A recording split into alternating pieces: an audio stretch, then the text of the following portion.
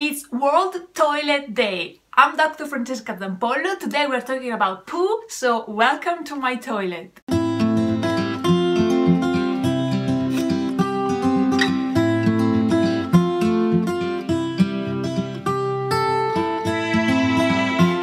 The inspiration for this video comes from the fact that today is World Toilet Day, which I think raises an important reminder for us food designers that there is yet another very important area of discussion that we should explore and for which we should design.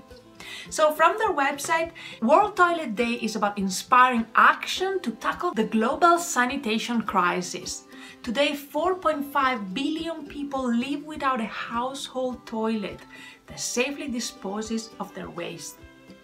In 2013, the United Nations General Assembly officially designated November 19 as World Toilet Day. World Toilet Day is coordinated by UN Water in collaboration with governments and partners. If you want to take part in World Toilet Days, there are a few things that you can do either this year or next year with a bit of preparation. First of all, you can join an urgent run. Today there are two urgent runs, one in Singapore and one in Bulgaria. But if you can't join these two runs this year, you can host an urgent run for next year. Something else that you can do is organize a fundraise to support crucial sanitation work. Another interesting thing that we can find in the World Toilet Day website is an explanation of where our poop goes, because I think it's something that we all should know. Poo must be deposited into a hygienic toilet and stored in a sealed pit or tank, separated from human contact. Pipes or latrine emptying services must move the poo to a treatment stage. Poo must be processed and treated into wastewater and waste products that can be safely returned to the environment.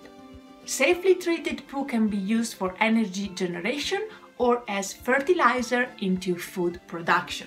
So one thing that I want to do here is to give a big thank you to every person that works in a poop transportation or treatment service. You guys are heroes. No, yours is not a shitty job, if you get the pun. Yours is a fundamental job that allows all of us to live in a safe environment at home and in our town and in the country where we live. Those of us who can poop on a toilet every day are very lucky, and the World Toilet Day is a reminder. It's also for me a reminder to thank you guys, all of you engineers, truck drivers and whatever else guys you do, all of you who work in the poop transportation and the transformation business. Thank you. Yours is probably one of the most important jobs on the planet today, and I'm serious. While we are on the topic of toilets, I think this also makes for a very nice moment to talk about what we can do in our everyday life to go to the toilet in a way that is more sustainable. And I want to talk in particular about water usage and toilet paper usage. Do you know that all the toilets use between 3.5 and 7 gallons of water, which is between 13 and 26 liters of water every time you flush it? And modern toilets should use about 1.6 gallons of water, which is about 6 liters of water.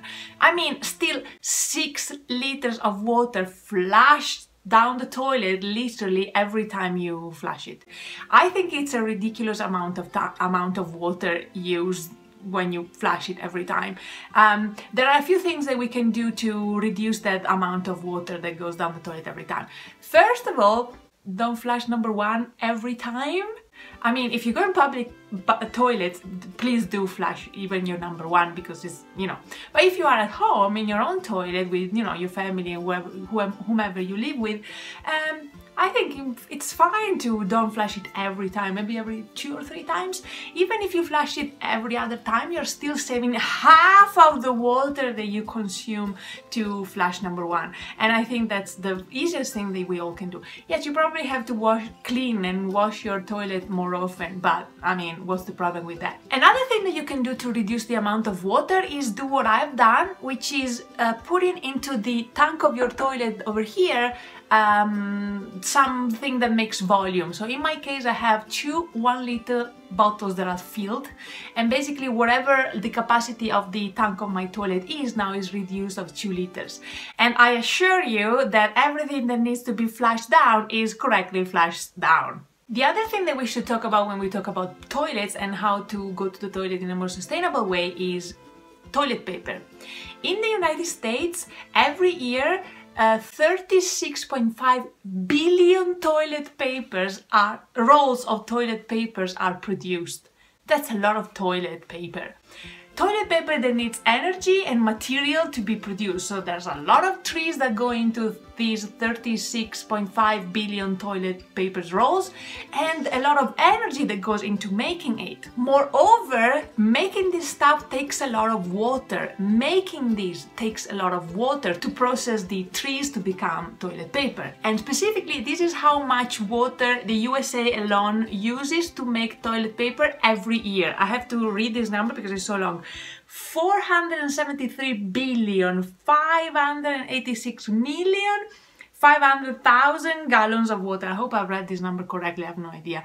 But it sounds like a lot of water to make a lot of toilet paper, which boils down to 7.2 gallons of water, 27 liters of water to make one toilet paper. But luckily there are a few things that we can do to reduce the amount of toilet paper that we use.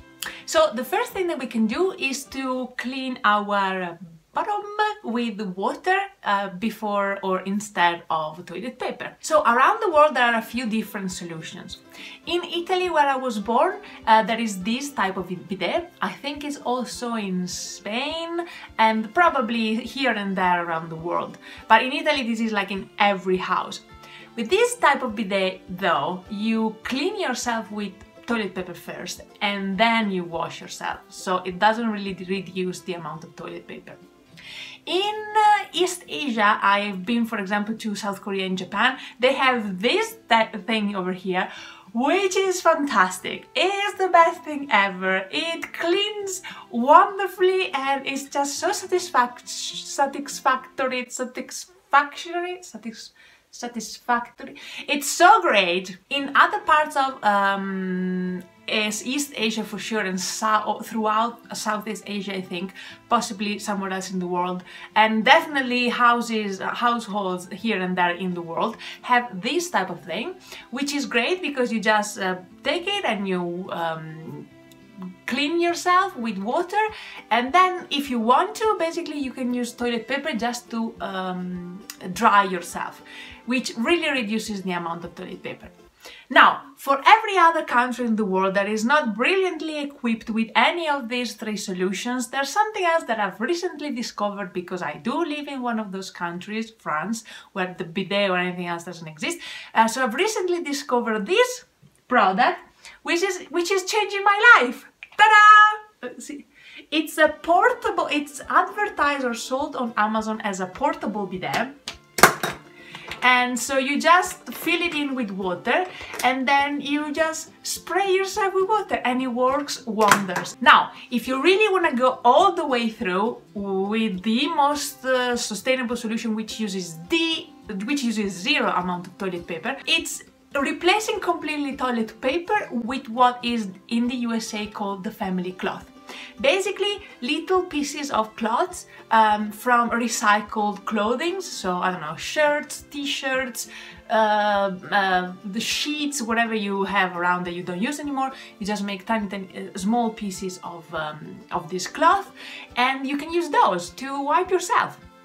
I know this is something that many people are dubious about, to use a very polite term, and think that it's gross, but I don't know, I do want to try it. For what I've read and from my experience with this type of thing, if you use water to clean yourself, you really just need to dry yourself and there's nothing left to wipe or to, you know, nothing gross left on the clothes. This allows you to, again, replace toilet paper, reuse clothes that you maybe would otherwise throw away or donate or something. So you prolong the life of those clothes or fabric, whatever fabric material.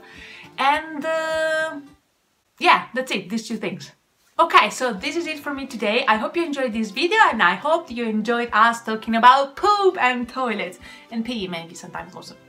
As for designers, remember that this is really what I want that this video brings across, is that this is another area of everything food that we can consider and we can design for. It is very entertaining to design, I don't know, wonderful dishes or food packaging if you're into that.